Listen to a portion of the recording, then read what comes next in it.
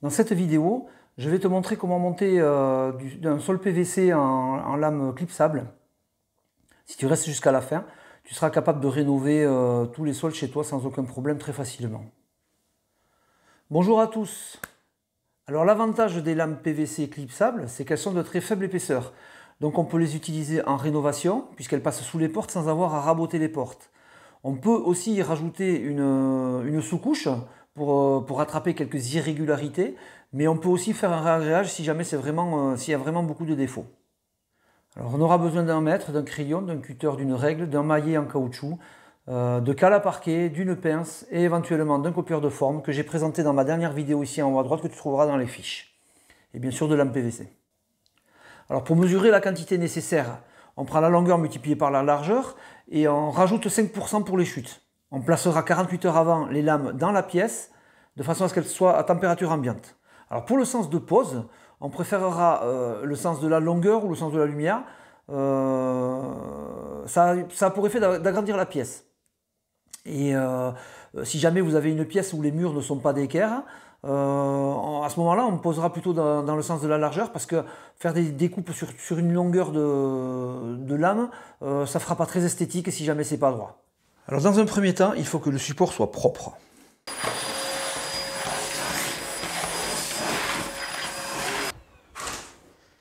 Les lames se présentent de cette manière. Ce sont des paquets dans cette marque de 1,41 m. Passage médium, c'est un milieu de gamme.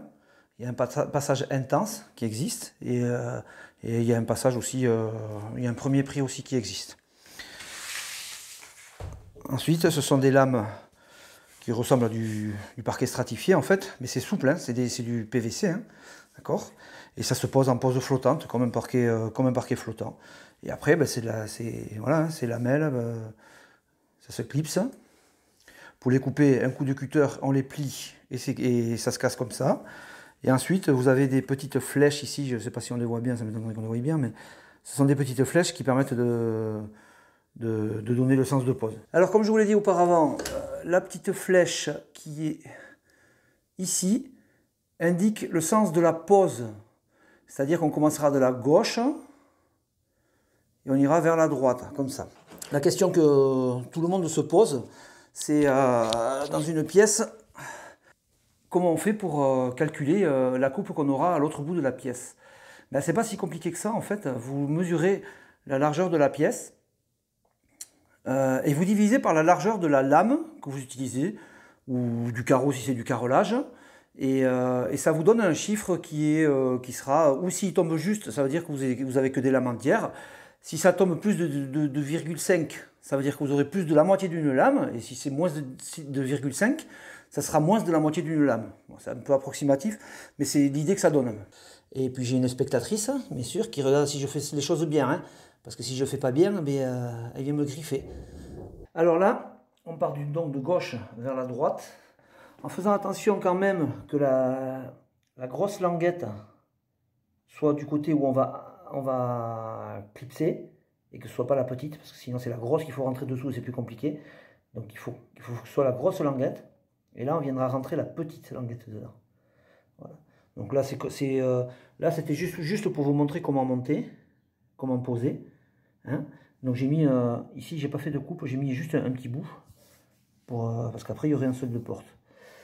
Voilà.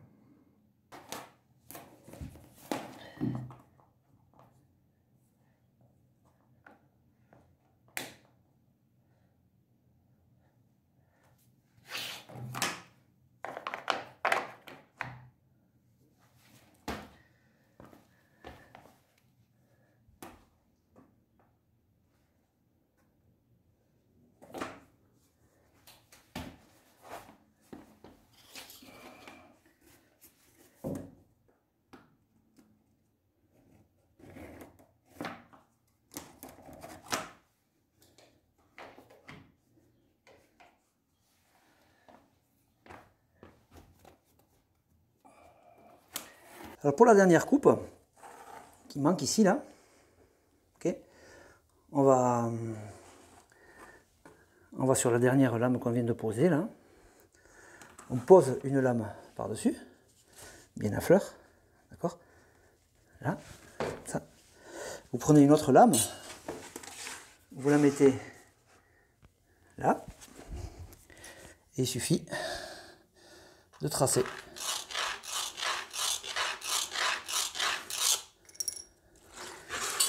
Voilà, et après couper. Donc là, on redémarre de ce côté, avec le petit bout, la petite coupe.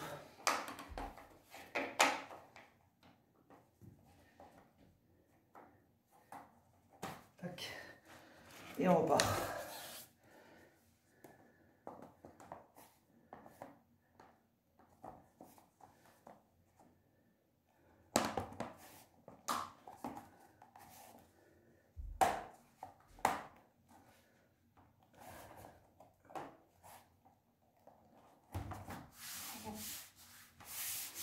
Voilà.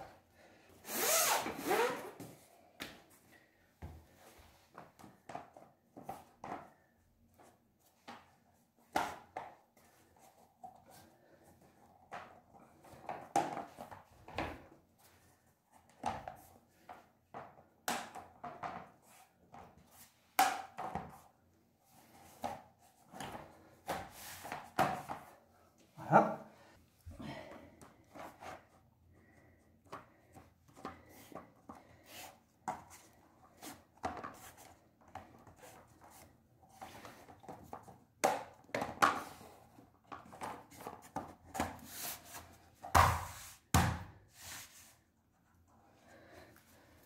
Voilà, et on continue.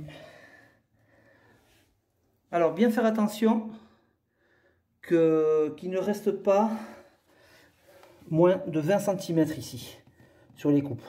S'il y a moins de 20 cm, ça veut dire qu'il faudra décaler la coupe du fond là-bas, la recouper un peu pour qu'il y ait au minimum 20 cm. On a, voilà, 21 cm, ça va. Par contre, si la prochaine, elle est encore décalée, on aura moins. Donc ça veut dire que on met la coupe ici et on repartira là-bas avec une lame entière au lieu de repartir avec la coupe. Et l'autre coupe, on la décalera, on l'utilisera un petit peu plus tard. Voilà le principe de montage. C'est pas bien compliqué et le rendu est plutôt pas mal. Voilà, j'espère que cette vidéo t'aidera à réaliser tes travaux chez toi. Et en attendant, n'hésite pas à t'abonner pour suivre les vidéos que je vais publier et à activer la petite cloche. Ciao, ciao!